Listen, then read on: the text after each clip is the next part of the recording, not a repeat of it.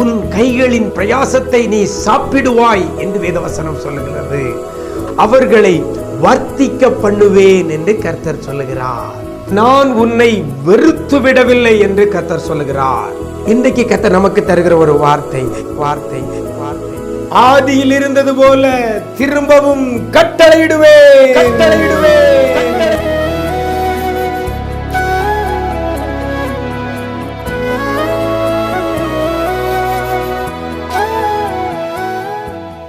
கிறிஸ்துவில் பிரியமானவர்களே, ஆண்டவரும் இரட்சகருமாக இயேசு கிறிஸ்துவின் ஈடு இணையற்ற நாமத்தில் உங்களுக்கு அன்பின் வாழ்த்துக்களை தெரிவிக்கிறேன். நிஜம் தொலைக்காட்சியின் இந்த விசேஷித்த வார்த்தை நிகழ்ச்சி மூலமாக உங்களை சந்திப்பதிலே மிக்க மகிழ்ச்சி அடைகிறேன். நல்லா இருக்கிறீங்களா? எல்லாரும் ஆண்டவர் கிருபையில் நல்லா இருப்பீங்கன்னு கர்த்தருக்குள் நம்புகிறேன். இந்த நாளிலும் கூட கர்த்தர் நமக்கு தருகிற ஒரு வார்த்தை ஏசாயா தீர்க்கதரிசியின் புஸ்தகம் 1ஆம் அதிகாரம் 26ஆம் வசனத்தில் இவ்வாறாக சொல்லப்படுகிறது. திரும்ப கட்டளையிடுவேன் என்று கர்த்தர் சொல்லுகிறார். திரும்ப கட்டளையிடுவேன், திரும்ப கட்டளையிடுவேன். திரும்பனா மறுபடியும் என்ற அர்த்தத்தில் இதில் சொல்லப்படலை. திரும்பனா இப்படி அப்படி திரும்புவதற்கு, டர்ன் பண்ணுறதுக்கு. திரும்ப கட்டளையிடுவேன் என்று கர்த்தர் சொல்லுகிறார். எனக்கு அருமையான தேவஜனமே, நம்முடைய ஆண்டவர் கட்டளையிடுகிறவர். அந்த கட்டளையிடுகிற ஆண்டவர் எதற்கு கட்டளையிடுவாராம்? திரும்ப கட்டளையிடுவாராம். இந்த வசனத்தில் ஆரம்பத்தில் பார்க்கும் பொழுது எதற்காக எப்படி திரும்ப கட்டளையிடுவேன் என்று சொல்லி பார்ப்பீர்கள். ஆனால் அந்த வசனத்தில் முதல்ல சொல்லப்பட்டிருக்கிறது, நியாயாதிபதிகளை முன்னிருந்தது போலவும். அடுத்தது பார்த்தீங்கன்னா அந்த வசனத்தில் சொல்லப்படுகிறது, ஆலோசனைக்காரனை ஆதியில் இருந்தது போலவும் திரும்ப கட்டளையிடுவேன். சுருக்கமாக ஷார்ட்டாக சொல்கிறேன், முன்னிருந்தது போலவும் ஆதியில் இருந்தது போலவும் திரும்ப கட்டளையிடுவேன் என்று கர்த்தர் சொல்லுகிறார். எனக்கு அருமையான தேவஜனமே, ஒரு காலத்தில் நல்லா இருந்தேன், நான் இன்னைக்கு நல்லா இல்லைன்னு சொல்கிறீங்களா? ஆதியில் இருந்தது போல அல்லது முன்னிருந்தது போல திரும்பவும் கட்டளையிடுவேன் என்று கர்த்தர் சொல்லுகிறார். நான் நல்ல வியாதி இல்லாமல் நல்ல ஆரோக்கியமாக இருந்தேன், இன்னைக்கு என் சரீரத்தில் வியாதி, மருந்து மாத்திரையாக சாப்பிட்டுட்டு இருக்கிறேன். பழைய ஆரோக்கியம் எனக்கு வருமா? பழைய என் உடம்பு திடகாத்திரமாக இருக்குமா அப்படின்னு நினைக்கிறீங்கல்ல? வேதவசனம் தெளிவாய் சொல்லுகிறது, ஆதியில் இருந்தது போல முன்னிருந்தது போல திரும்பவும் கட்டளையிடுவேன். உங்க ஆரோக்கியம் முந்தி இருந்தது போல திரும்ப கட்டளையிடுவேன் என்று கர்த்தர் சொல்லுகிறார். பொருளாதாரத்தில் நல்லா இருந்தையா, எந்த குறைவும் இல்லை, தேவையானது எல்லாம் வாங்குவதற்கும் செலவிடுவதற்கும் எனக்கு போதிய வருமானம் இருந்தது. ஆனால் இன்றைக்கு கடனில் இருக்கிற அத்தியாவசிய தேவையை கூட என்னால் பூர்த்தி செய்ய முடியலை. அந்த பழைய பொருளாதார நிறைவு நிலைக்கு நான் வருவேனா? என்னை கர்த்தர் மீண்டும் கொண்டு போய் வைப்பாரா?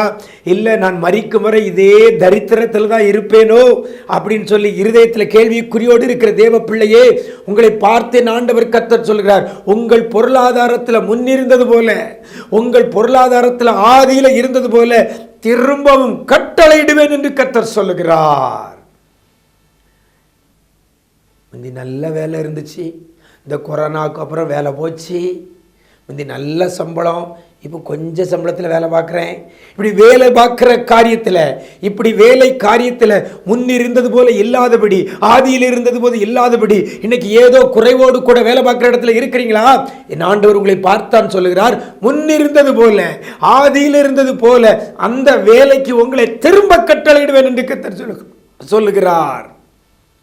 பிரியமான தேவனுடைய பிள்ளைகளே, நம்முடைய ஆண்டவருக்கு இது லேசான காரியம். முன்னிருந்தது போல, ஆதின துவக்கம் முதல்ல இருந்தது போல திரும்ப கட்டளையிடுவேன் என்று கர்த்தர் சொல்லுகிறார். வேதவசனம் சொல்லுகிறது, அவர் சொல்ல ஆகும், அவர் கட்டளையிட நிற்கும் என்று சொல்லப்படுகிறது.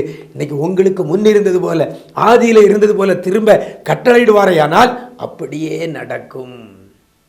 எனக்கு அருமையான தேவச்சனமே, உடைய எதிர்கால வாழ்க்கையே கேள்விக்குறியா இருக்கிறதா? ஆரம்பத்தில் முன்னால் திருமணமான புதுசில் அந்த நாட்களில் உங்களுடைய குடும்ப வாழ்க்கையில் சமாதானம் இருந்தது.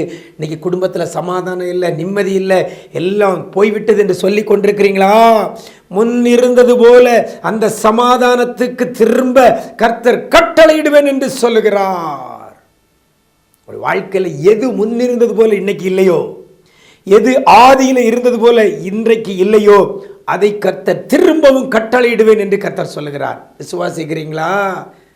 யாரெல்லாம் விசுவாசிக்கிறீங்களோ கர்த்தர் உங்களுக்கு அதை திரும்பவும் கட்டளையிடுவார். நீங்கள் முன்னிருந்த நிலைக்கு போவீங்க, ஆதியில் இருந்த நிலைமைக்கு திரும்புவீங்க. என் ஆண்டவர் சொல்லி இருக்கிறார். யோபுவின் வாழ்க்கையை எடுத்துக்கொள்வோமே ஆனால் முன்னிருந்த நிலைமை, அவன் பெரிய செல்வச்சியமானா இருந்தவன். அவன் தன் பாதங்களையே நெய்யால கழுவான் என்று வேதவசனம் சொல்லுறது. கால்களை நெய்யால தான் கழுவான். அந்த அளவுக்கு சீமான். எல்லாவற்றையும் இழந்து, ஆடு மாடு ஓட்டம் என்னென்ன உண்டோ அத்தனை இழந்து, 10 பிள்ளைகளை இழந்து, காணாத குறைக்கு சரீரத்தில் ஆரோக்கியத்தை இழந்து, நிம்மதியை இழந்து, மனைவி ஒரு பக்கம் தேவனை தூசித்து ஜீவனை விடும் என்று சொல்கிறாள். உச்சம் தலை முதல் உள்ளங்கால் வரை கொடிய பருக்கள், ஓட்ட எடுத்து சுரண்டிக்கிட்டு இருக்கிறான். நெய்யால கால கழுவுனவன் இன்னைக்கு எல்லாம் போய் நிர்கதியான சூழ்நிலையில் இருந்த அந்த யோபுவை கர்த்தர் முன்னிருந்த நிலைமைக்கு, ஆதியிலிருந்த நிலைமைக்கு திரும்பவும் கொண்டு போய் 2 மடங்கு ஆசீர்வாதத்தை கர்த்தர் கொடுத்தது உண்மையானால், இன்றைக்கு உங்களுக்கும் ஆதியிலிருந்த நிலைமைக்கு, முன்னிருந்த நிலைமைக்கு திரும்பவும் வர கட்டளையிடுவார். விசுவாசிங்க, ஆண்டவரிடத்தில் கேளுங்க. ஆண்டவரே நீங்கள் கட்டளையிடுங்கப்பா, நீங்கள் கட்டளையிடுங்க, எனக்காக நீங்கள் கட்டளையிடுங்கன்னு சொல்லி கேளுங்க. கர்த்தர் கட்டளையிடுவார். முன்னிருந்த ஆதியிருந்த நிலைக்கு நீங்கள் திரும்புவீர்கள். அப்படிப்பட்ட கிருபையை கர்த்தர் தருவாராக. நாம் ஜெபிக்கலாமா? எங்களை நேசிக்கிற அன்பு நிறைந்த ஆண்டவரே, ஆசீர்வதிக்கப்பட்ட அந்த நல்ல நாளுக்காக உடைய சமூகத்தில் வருகிறோம். ஆண்டவரே, முன்னிருந்தது போல, ஆதியில் இருந்தது போல திரும்பவும் கட்டளையிடுவேன் என்று சொன்ன கர்த்தர், இப்பொழுது கூட அந்த வார்த்தையை கேட்டுக்கொண்டு யார் யார் உடைய சமூகத்தை நோக்கி பார்க்கிறார்களோ, இயேசுவே, நானும் முன்னிருந்த நிலையில் இல்லை, ஆதியிருந்த நிலை போல இல்லை, என்னுடைய பொருளாதாரம் முன்னிருந்தது போல இல்லை, என் சரீர ஆரோக்கியம் முன்னிருந்தது போல இல்லை, என் குடும்ப சமாதானம் முன்னிருந்தது போல இல்லை, என் வருமானம் முன்னிருந்தது போல இல்லை, என் தொழில் காரியங்கள் முன்னிருந்தது போல இல்லை. இப்படி எல்லா காரியம் முன்னிருந்தது போல இல்லாதபடி இன்னைக்கு குறைவோடு இருக்கிற பிள்ளைகளுக்கு முன்னிருந்த நிலைமைக்கு திரும்ப பிள்ளைகளை நீங்க கட்டளையிட போறதற்காக நன்றி செலுத்துகிறோம். யாரெல்லாம் இயேசுவே எனக்கும் கட்டளையிடும் என்று சொல்லி உம்மை பற்றி கொண்டு ஜெபிக்கிறார்களோ, உம் பேரில் நம்பிக்கையோடு கூட கேட்கிறார்களோ, அந்த பிள்ளைகளுக்கெல்லாம் இன்றைக்கு நீர் கட்டளையிடுகிறதற்காக நன்றி செலுத்துகிறோம். நீங்க செய்யுங்கப்பா. முன்னிருந்த ஆதியில் இருந்த அதே ஆவிக்குரிய வாழ்க்கைக்கு, ஆதியில் இருந்த அதே ஜெப ஜீவியத்திற்கு, ஆதியில் இருந்த கர்த்தர் பேரில் உள்ள பற்றுதலுக்கு திரும்பவும் நீங்க கட்டளையிடுங்க. எல்லா காரியத்திலையும் முன்னிருந்த நிலைமைக்கு பிள்ளைகள் திரும்ப என் ஆண்டவர் நீர் கட்டளையிட போறதற்காக நன்றி செலுத்துகிறோம். நன்மை கிருபையும் தொடரட்டும். இந்த நாள் முழுவதும் உடைய பிரசன்னத்தில் மூடிக்கொள்ளுங்க. மீட்பர் இயேசுவின் மூலம் ஜெபிக்கிறோம் நல்ல பிதாவே, ஆமேன் ஆமேன். பிரியமானவர்களே, ஆண்டவர் நல்ல ஒரு வாக்கு கொடுத்திருக்கிறார். முன்னிருந்தது போல, ஆதியில இருந்தது போல திரும்பவும் கட்டளையிடுவேன் என்று கர்த்தர் சொல்லியிருக்கிறார். விசுவாசியுங்கள். இந்த வார்த்தையை பிடித்து கொண்டு ஜெபிங்க. கர்த்தர் உங்களுக்கும் கட்டளையிடுவார்.